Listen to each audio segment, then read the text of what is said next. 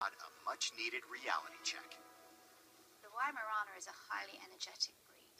A hunting dog need lots of physical activity, and because so many don't get the exercise they need, bad behaviors will occur. So, Debbie, as the founder of Weimaraner Rescue here, do you think you lead by example with your own dogs? Unfortunately, no. I am always explaining the high level of energy that they have and the necessary exercise, and yet that's not what I'm able to do. Okay. Because I think your rescue work is very commendable, but it has taken you away from the people and the dogs that really, really need you. Sky, aggressive response and attacking other dogs.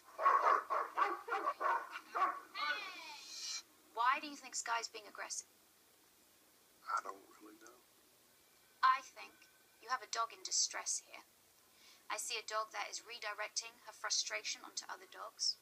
All of that energy is going to negative things. And then you've got Hoss, mischievous. Now, I don't think Hoss is suffering from separation anxiety. He's a bored, unstimulated dog trying to find ways to relieve that boredom. And he's doing it. When you break it down and you see how many dogs you've got and the problems you've got, this is huge. It's almost overwhelming. I think that until your dogs are in a better frame of mind, have gone through the training, that this is not the right home for a foster.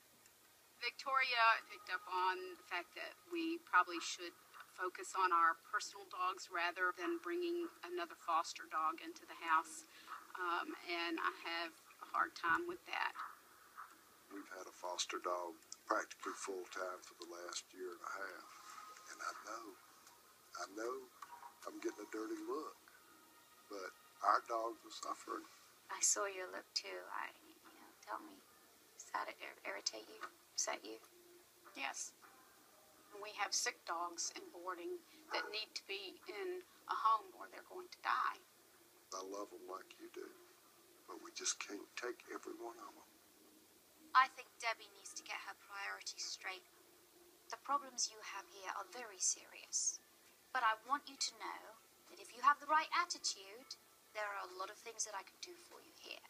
But you have to be committed, and you have to work alongside me. Are you ready to do that? We're ready. We're ready. Very ready. Okay.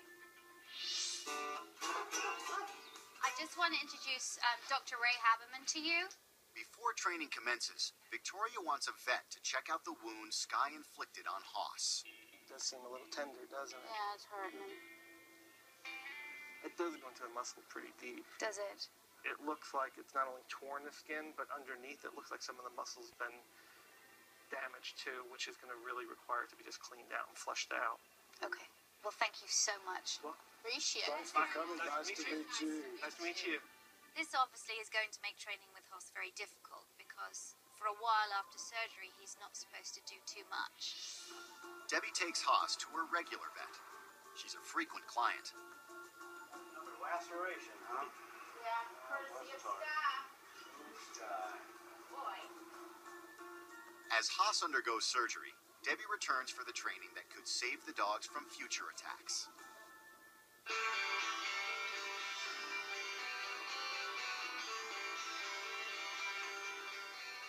Victoria's first move is to get rid of all inhumane dog control devices. Let's take a look at this. Looks like medieval torture. You've got a highly anxious dog here that barks a lot because that's part of her instinct, yet you're telling her off for it. Each time she barks, bang, you're zapping her. That's why this is going in the trash. Sky is suffering with so much anxiety. The veins in her muzzle pop out. Her eyes are always staring. The shock collar isn't the only restraining device Debbie uses. Now I want to talk a little bit about prong collars. There's an argument, well, these collars are fine if you use them properly. Well, I don't believe they're fine, whether they're used properly or not. People say, well, put the prong collar around your arm and then give it a squeeze and you'll feel it's not that bad. How about trying it on your neck? neck is a very sensitive area on a dog. It's a very sensitive area on a human.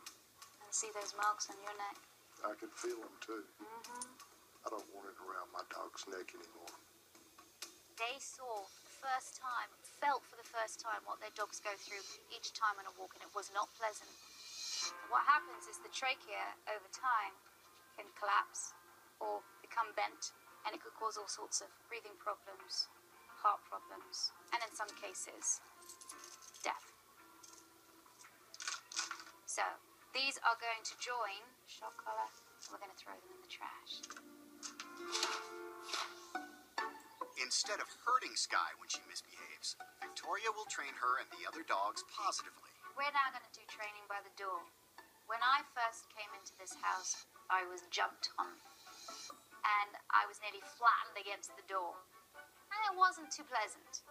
Then when I saw your daughter and your grandchildren come in, they also were jumped on, and their faces licked. Wouldn't it be great if these dogs could sit and wait whilst somebody comes through the door so you can get your guests in? Then they're allowed to greet. It sure would. Yes, most definitely. For this training, I have a friend on standby outside the door who is going to be the guinea pig. Victoria's friend Tim has no idea what's about to come.